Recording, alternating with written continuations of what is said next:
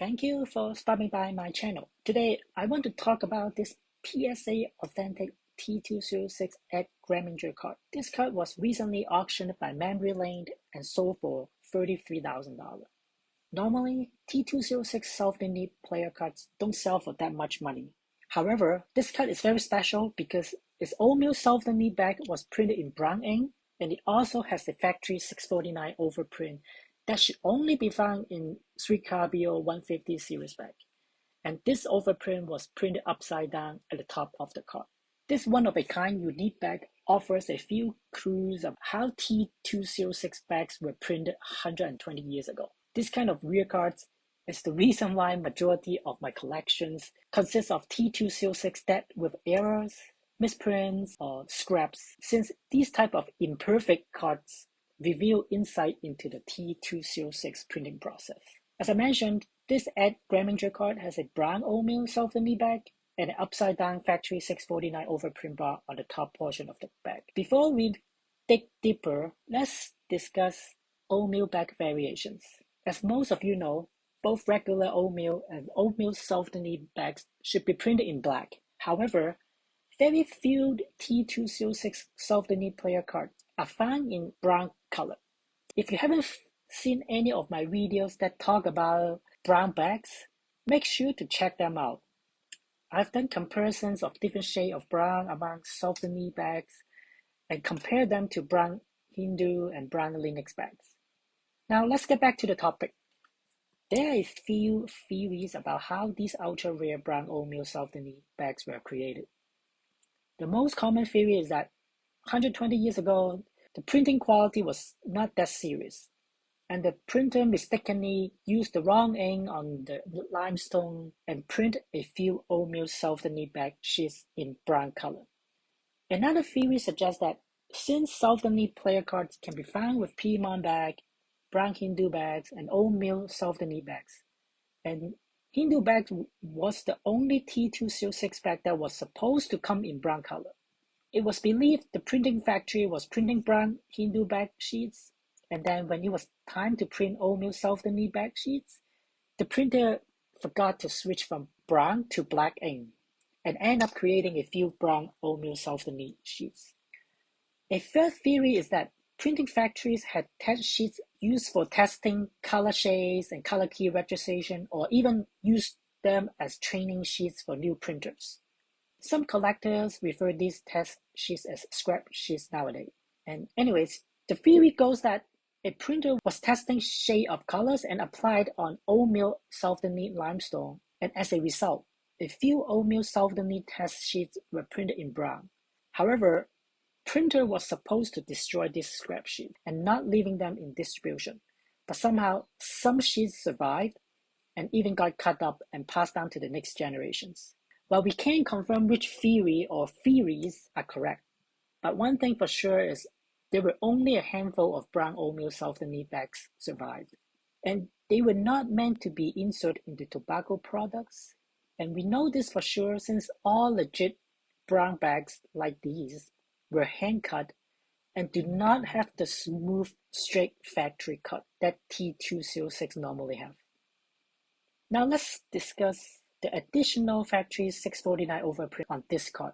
Typically, this red factory 649 overprint bar is found only on 3Carbio 150 series bag.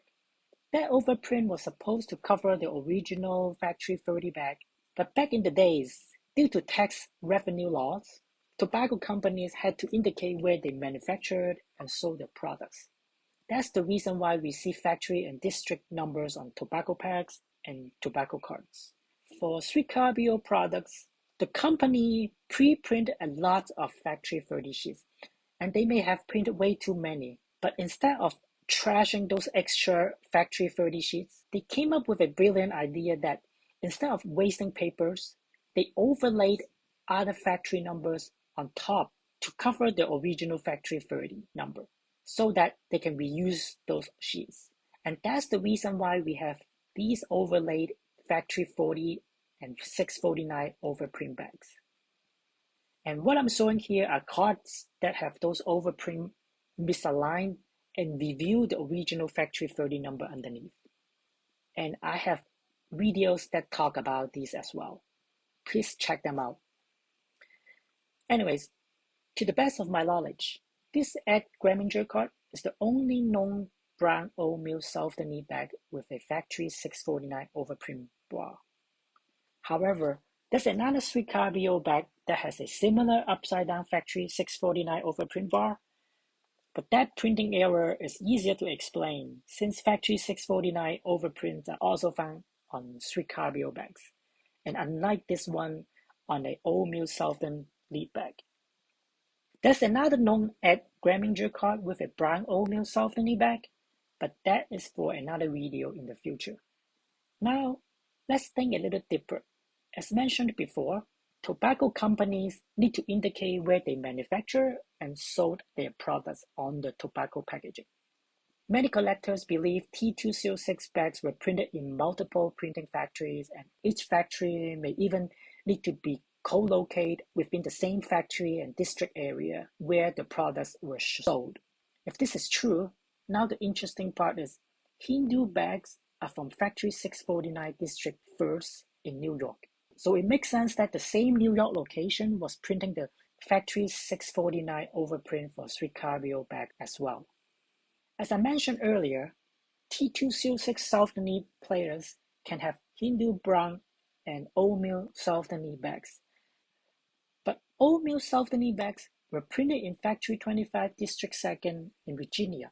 If these bags have to print in the same location where the products were sold, how did those brown oatmeal soft-knee scrap sheets end up from Virginia to New York? Perhaps there was just one single printing factory responsible for printing all front images and back advertisement. But who knows?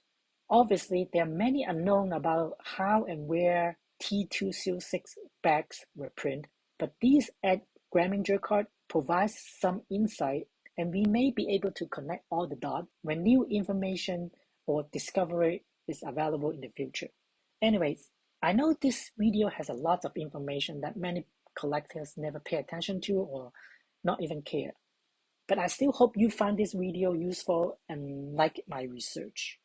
If you enjoy my work and want to support the channel, please share, subscribe. If you have topics you would like me to investigate, please leave them in the comments. Thanks for watching.